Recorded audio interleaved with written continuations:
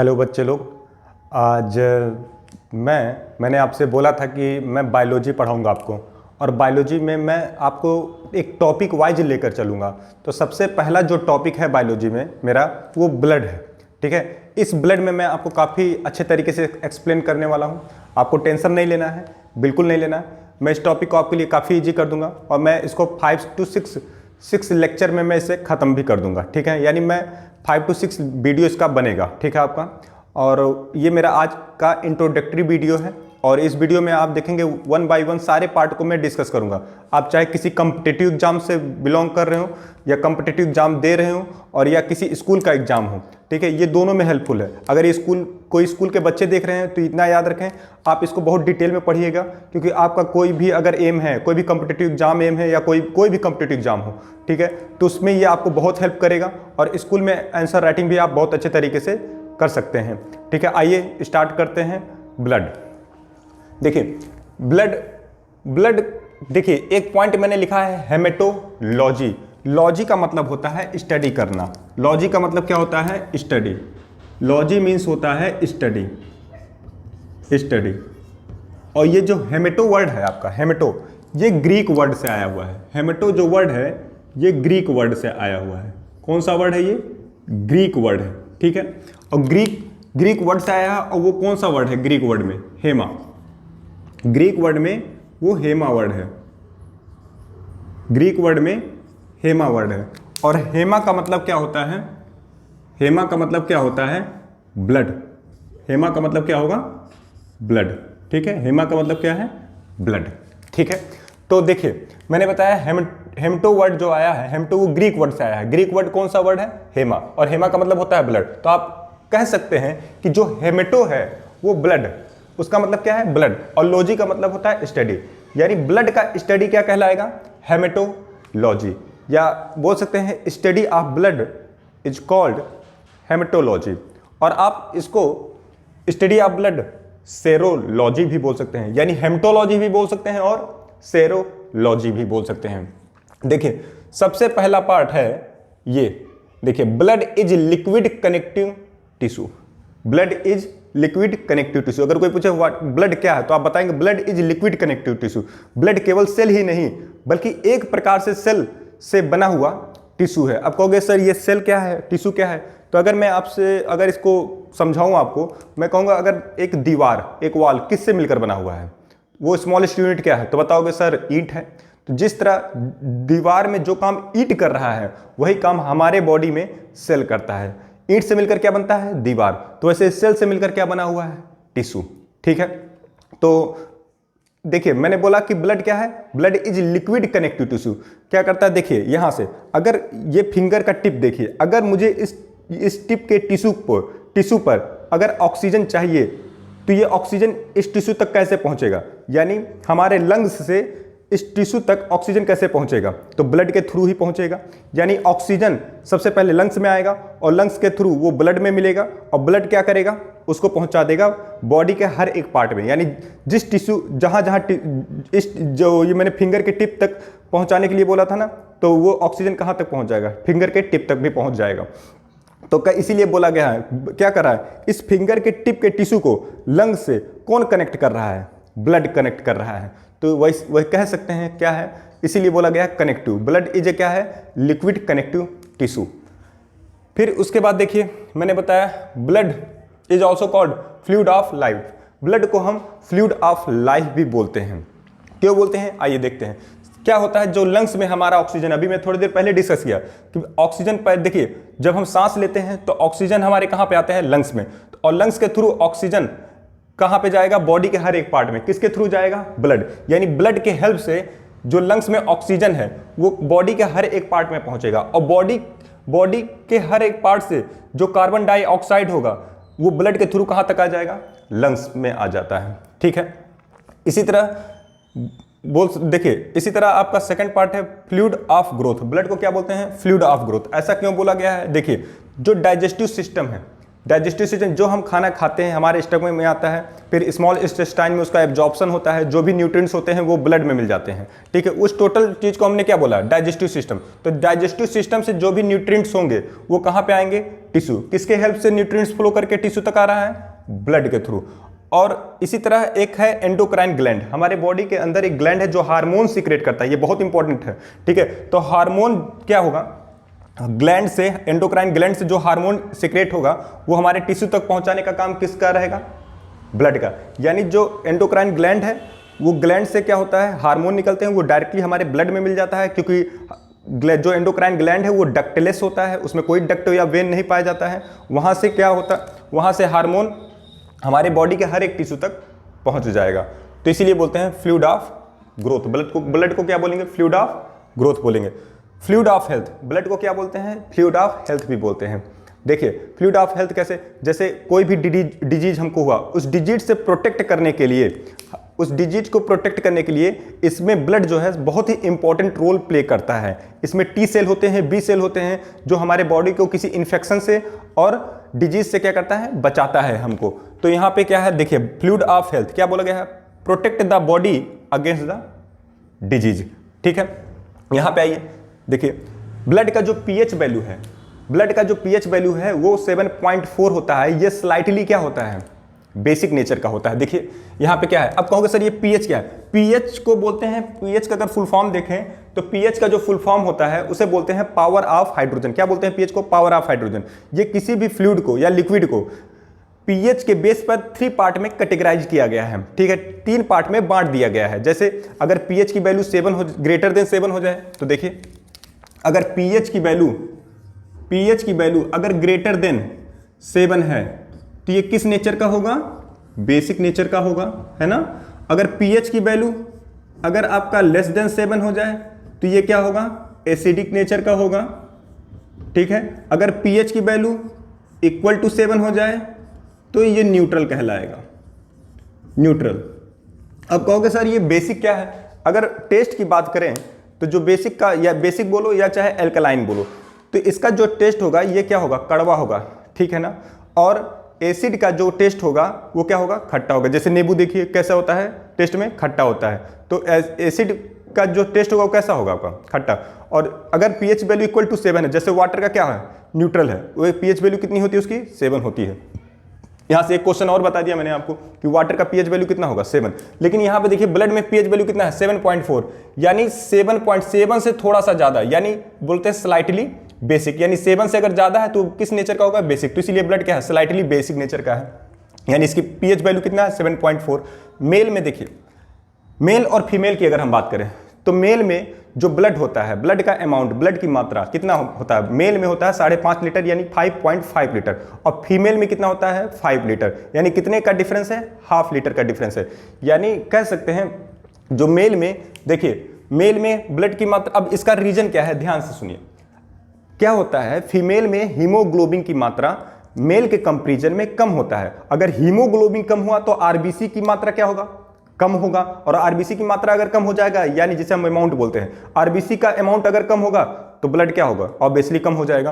तो इसीलिए मेल के कंपैरिजन में फीमेल का कितना लीटर कम है, हाफ लीटर। यानी मेल का जो ब्लड अमाउंट है 5.5 लीटर, फीमेल का 5 लीटर। स्टोर, अब देखिए सबसे इंपॉर्टेंट टर्म यही है, ब्लड कहाँ पे स्टोर होता है। क्वेश्चन बता, ब्लड कहाँ पे स्टोर किया जाता है, स्टोर होता है। तो हमारे बॉडी के लेफ्ट साइड में, स्टमक में एक ऑर्गन है जिसे बोलते हैं स्प्लीन, ठीक है। इसको हिंदी में प्लीहा या तिल्ली बोलते हैं, प्लीहा। यानी यहां पे ब्लड क्या किया जाता है, ब्लड यहां पे स्टोर होता है। यानी इमरजेंसी केस में, इमरजेंसी सिचुएशन में हमारे अगर बॉडी को ब्लड चाहिए तो स्प्लीन इसको क्या कर देता है, प्रोवाइड करा देता है, ठीक है। इसीलिए इसे ब्लड बैंक के नाम से जाना जाता है। तो देखिए ब्लड कहां पे स्टोर होगा, स्प्लीन में, और स्प्लीन को क्या बोलते हैं, ब्लड बैंक। अब देखिए यहां पे आता है, स्प्लीन को ही ग्रेव यार्ड बोलते हैं, ब्लड का क्या बोलते हैं, ग्रेव यार्ड। ग्रेव यार्ड क्यों बोलते हैं, देखिए आरबीसी का लाइफ स्पॉन यानी जीवन काल कितने दिन होता है, 120 डेज, ठीक है, 120 दिन। यानी 120 डेज में आरबीसी क्या हो जाएगा, वो खत्म हो जाएगा, उसकी जगह पर न्यू आरबीसी आ जाएगा। तो वो जो नए, जो पुराने आरबीसी, जो डेड आरबीसी हैं, उसको कहाँ पे दफनाया जाएगा, यानी स्प्लीन में। तो इसीलिए स्प्लीन को ग्रेवयार्ड बोलते हैं। देखो बहुत लोग क्या करते हैं, अपने ब्लड को डोनेट नहीं करना चाहते हैं, बोलते हैं कमजोरी आ जाएगा, मेरा ब्लड कम हो जाएगा। ये बिल्कुल गलत फहमी है, ठीक है। आप ब्लड को अगर डोनेट करते हैं तो आपको बहुत बेनिफिट होंगे। वैसे भी क्या होता है, आरबीसी 120 दिन में खत्म ही हो जाता है। तो उससे अच्छा आप किसी को डोनेट कर दो ना, उससे क्या होगा, किसी की लाइफ आप बचा सकते हो। अगर किसी की ब्लड की जरूरत है तो आप तुरंत उसको ब्लड दे दो, ठीक है ना, प्लीज प्लीज उसको तुरंत ब्लड दे दो। इससे आपको कोई इफेक्ट नहीं पड़ेगा। आपको एक 1 वीक में वो क्या करेगा, सारा ब्लड क्या हो जाएगा, फिर से कवर हो जाएगा। और वैसे भी आरबीसी कितने दिन चलता है, 120 दिन में तो उसे खत्म ही हो जाना है, ठीक है। तो यहाँ पे देखो, तो ब्लड कहाँ स्टोर होता है, स्प्लीन में, ठीक है, स्प्लीन में होता है। और इसे क्या बोलते हैं, देखिए स्प्लीन में। और ब्लड कहाँ स्टोर होता है, स्प्लीन। इसे ब्लड बैंक के नाम से भी जाना जाता है और ग्रेवयार्ड के नाम से भी जाना जाता है। अब देखिए ब्लड में एक होता है कोलेस्ट्रॉल। कोलेस्ट्रॉल का जो अमाउंट है वो कम से कम होता है 200 ग्राम पर डेसीलीटर, ठीक है। ब्लड में जो कोलेस्ट्रॉल है वो 200 ग्राम पर डेसीलीटर, 200। अब देखिए कोलेस्ट्रॉल क्या है, कोलेस्ट्रॉल का मतलब फैट, चिपचिपाहट। देखिए आप जितना चिपचिपाहट, तेल, घी, वसा, ठीक है, या फैट जितना भी खाते हैं, ठीक है, ये हमको बहुत ही नुकसान करता है। क्यों, इससे क्या हो जाएगा, आपका हार्ट ब्लॉक हो जाएगा, जो खून का सर्कुलेट नहीं कर पाएगा और आप जिंदा नहीं रह सकते अगर ब्लड को सर्कुलेट नहीं करेगा। क्यों, इसमें एक वेन होता है, पल्मोनरी वेन, उसमें जाके फैट जाके कलेक्ट हो जाता है, जिससे हार्ट अटैक का पॉसिबिलिटी बढ़ जाता है। तो इसलिए आप चिकनाहट वाली चीज़ों को बहुत कम खाएं, ठीक है। तो ब्लड में कितना कोलेस्ट्रॉल रहना चाहिए, 200 ग्राम पर डेसीलीटर। हीमोग्लोबिन, हीमोग्लोबिन का देखिए, हीमो का मतलब होता है, देखो हीमो HB, यहाँ पे क्या वर्ड है, HB। और HB का मतलब क्या होता है, ये क्या है, हीमोग्लोबिन आयरन है, ठीक है। यानी मेल में फीमेल के कंपेरिजन में ज़्यादा आयरन होता है। तो देखिए मेल की जो बॉडी होती है वो काफ़ी क्या होती है, टफ होती है फीमेल से, ठीक है। क्यों, देखिए क्योंकि मेल में जो मेन है, ठीक है, मेल, देखिए चाहे मेन बोले चाहे मेल, देखिए मेन में जो हीमोग्लोबिन की मात्रा होगी वो कितनी होगी, अमाउंट 13.5 से 17.5 ग्राम पर डेसीलीटर। आप कहोगे सर ये डेसीलीटर क्या है, जब देखिए आप पैथोलॉजी में कोई भी मेजरमेंट आप देखेंगे ब्लड का अपना, वो कोई भी ब्लड का आप टेस्ट कराएं तो उसमें देखेंगे डेसीलीटर में मेजर किया जाता है। तो देखिए जो मेन में हीमोग्लोबिन की अमाउंट है वो कितना है, 13.5 टू 17.5 ग्राम पर डेसीलीटर। वैसे ही ओमेन में कितना होता है, 12 से 15.5 ग्राम पर डेसीलीटर होता है। लेकिन अगर आपको कोई एक वैल्यू बोले तो देखो वन वैल्यू क्या, 14 ग्राम पर डेसीलीटर और 13 ग्राम पर डेसीलीटर होता है, ठीक है। आइए नेक्स्ट टॉपिक पढ़ते हैं, फॉर्मेशन ऑफ ब्लड सेल। यानी ब्लड सेल का फॉर्मेशन कहाँ होता है, यानी हमारे ब्लड सेल कहाँ बनते हैं। तो देखिए अगर कोई एडल्ट है तो एडल्ट में जो ब्लड बनता है वो बोन मैरो में बनता है। कोई कहेगा सर ये बोन मैरो क्या है, देखिए अगर मैं बोन मैरो बोलूं, अगर आप चिकन उकन खाओ तो उसमें देखो उसके लेग पीस को अगर आप तोड़ते हो तो उसके अंदर क्या होगा, एक सब्सटेंस पाया जाएगा रेड कलर का जालीनुमा, वही बोन मैरो है, ठीक है। जैसे आप क्रिस मूवी देखो, क्रिस मूवी में कॉल जो विवेक ओबराय बना हुआ था, उसको किसकी जरूरत थी, बोन मैरो, ठीक है। यानी बोन के अंदर एक सब्सटेंस होता है जालीनुमा, उसी को क्या, वो रेड कलर का, उसी को बोन मैरो बोलते हैं, ठीक है। तो ब्लड का फॉर्मेशन, ब्लड कहाँ बनता है एडल्ट में, तो बोन मैरो में। लेकिन अगर कोई भी बच्चा माँ के पेट के अंदर है, ठीक है, वो 9 मंथ, अगर 0 से लेकर 9 मंथ तक, एक दिन से लेकर 9 मंथ तक भी अगर पेट में है तो उसे एम्ब्रॉय बोला जाता है, ठीक है। जब वो बाहर आता है तभी उसको चाइल्ड बोला जाता है, ठीक है। तो स्टार्टिंग के डेज में उसमें तो कोई बोन होता नहीं, तो बोन होगा नहीं तो कैसे बोन, तो ब्लड का कहाँ से फॉर्मेशन होगा, ब्लड कहाँ बनेगा, तो लीवर में। तो बच्चे का जो एम्ब्रॉय होगा उसमें जो ब्लड का फॉर्मेशन होता है वो किस में होता है, लीवर में होता है, ठीक है। आइए अब पढ़ते हैं डिस्कवरी ऑफ ब्लड सर्कुलेशन। यानी जो बॉडी में ब्लड को सर्कुलेट कर रहा था उसको सबसे पहले किसने बताया, ठीक है। तो उस साइंटिस्ट का नाम था William Harvey, sir William Harvey. इन्होंने बताया कि हमारे बॉडी में ब्लड क्या करते रहते हैं, सर्कुलेट करते रहते हैं, ठीक है। चलिए अब सीखते हैं function of blood. Function of blood में सबसे इंपॉर्टेंट पहला पॉइंट है, ब्लड का जो फंक्शन वो क्या है, न्यूट्रिटिव फंक्शन बोलते हैं। ब्लड को क्या बोलते हैं, न्यूट्रिटिव फंक्शन। यानी न्यूट्रिटिव फंक्शन क्या होता है, जब हम खाना खाएं, ठीक है, हमारे स्टमक से स्मॉल इंटेस्टाइन में वहाँ पे खाने का क्या होगा, एब्जॉर्प्शन होगा, और एब्जॉर्प्शन का जो भी न्यूट्रिएंट होंगे वो ब्लड के थ्रू हमारे पूरे बॉडी के हर एक पार्ट यानी टिश्यू तक वो पहुँच जाएंगे। तो ये कौन सा फंक्शन होता है, न्यूट्रिटिव फंक्शन।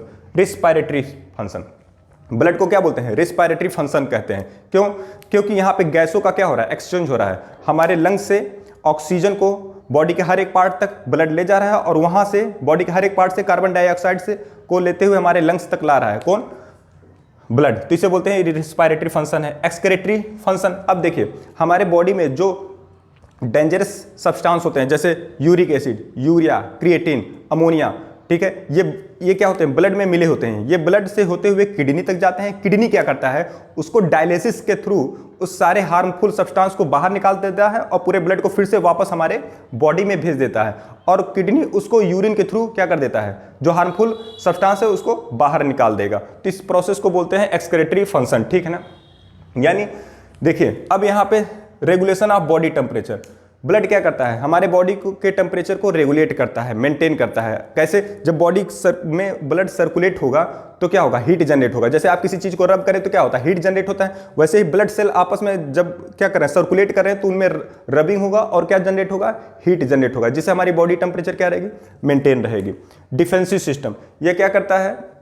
डिफेंसिव फंक्शन, ये क्या है कि देखिए हमारे बॉडी के अंदर जो भी बीमारी होती है उससे डिफेंस करता है ब्लड, ठीक है, क्योंकि उसमें टी सेल, बी सेल हमारे बॉडी को क्या करते हैं? प्रोटेक्ट करते हैं डिजीज से, ठीक है। आइए इसमें एक पार्ट और है, पढ़ते हैं यहाँ पे, ब्लड प्रेशर। ब्लड प्रेशर, अब ब्लड प्रेशर क्या होता है? देखिए ये blood pressure 120 to 80 mm of Hg होता है। 120/80 mm ऑफ मरकरी बोले या Hg होता है। इसमें 120 क्या है? 120 को सिस्टोलिक बोलते हैं, 80 को डायस्टोलिक बोलते हैं। हमारा जो हार्ट है, जब कॉन्ट्रैक्शन होता है हार्ट में तो ब्लड पूरे बॉडी में पंप होता है। जो आर्टरी पे, वेन्स पे जो क्या होता है? जो प्रेशर अप्लाई होता है वो कितना होता है? 120 होता है। कितना होता है? 120। यानी पूरे हार्ट से पूरे बॉडी में ब्लड को सर्कुलेट कराना, उससे क्या हो? सिस्टोलिक। और पूरे बॉडी से ब्लड को हार्ट तक अगर क्या कर रहा है? पहुंच रहा है, वो जब हार्ट आपका रिलैक्स होता है तो पूरे बॉडी से ब्लड फिर से कहाँ तक पहुंच जाता है? हार्ट तक। तो क्या उसके मसल्स क्या होते हैं? रिलैक्स होते हैं, तो इसे बोलते हैं डायस्टोलिक। तो सिस्टोलिक कितना होता है ब्लड प्रेशर में? 120, मतलब ब्लड को पूरे बॉडी में फैलाना, 120 प्रेशर डालता है और पूरे बॉडी से ब्लड को खींच के फिर से लंग्स वहां पर हार्ट पे लाना, उसे कहते हैं वो 80 होता है, उसे क्या बोलते हैं? डायस्टोलिक। और ब्लड प्रेशर को मेजर करने के लिए सबसे इंपॉर्टेंट डिवाइस है, उसे बोलते हैं स्फिग्मोमैनोमीटर। यानी स्फिग्मोमैनोमीटर से हम ब्लड को क्या कर सकते हैं? स्फिग्मोमैनोमीटर से ब्लड प्रेशर को हम क्या कर सकते हैं? मेजर कर सकते हैं। यहाँ पे एक और पॉइंट है आपका, ग्लूकोज। ब्लड में पूछ लेता है कोई ग्लूकोज क्या? ग्लूकोज मतलब शुगर की मात्रा, ठीक है ना। तो शुगर की मात्रा कितनी होती है? ग्लूकोज 100 से 120 ग्राम पर डेसीलीटर, इससे ज़्यादा नहीं होना चाहिए। देखिए बच्चों, मैंने इस चीज़ को, ब्लड के टॉपिक को, आज जो मेरा इंट्रोडक्टरी पार्ट था, काफ़ी अच्छे तरीके से एक्सप्लेन करने का कोशिश किया है और इवन मैंने किया भी है। मैंने इस तरह से वीडियो क्रिएट किया था कि आपका 1 मिनट भी खराब ना हो, आप इसको कहीं स्किप मत करें, ठीक है। ये आपके हर एक एग्जाम के लिए, चाहे वो स्कूल का एग्जाम हो, चाहे कोई भी कॉम्पिटिटिव एग्जाम के लिए हो, ये बहुत ही इंपॉर्टेंट है। चलिए ठीक है, अब थोड़ी सी बातें कर लेते हैं। आज दीपावली है, आप लोग अच्छे से दीपावली बनाएं, खूब दीपक जलाएं, खूब रोशनी पूरा फैलाएं और दूसरों का हेल्प करें। यानी आप दूसरे को हमेशा हेल्प कीजिए, आपको वो बहुत खुशी होगा, ठीक है। हाँ, पटाखे कम फोड़ें, अगर फोड़ भी रहे हैं तो आप किसी जो पेरेंट्स है उनके गाइडेंस में फोड़ें, अगर ना हो सके तो ना ही फोड़े तो बहुत अच्छा है, पटाखे उटाखे, ठीक है। और हैप्पी दिवाली, आपके पूरे परिवार को मेरी तरफ से हैप्पी दिवाली। Thank you.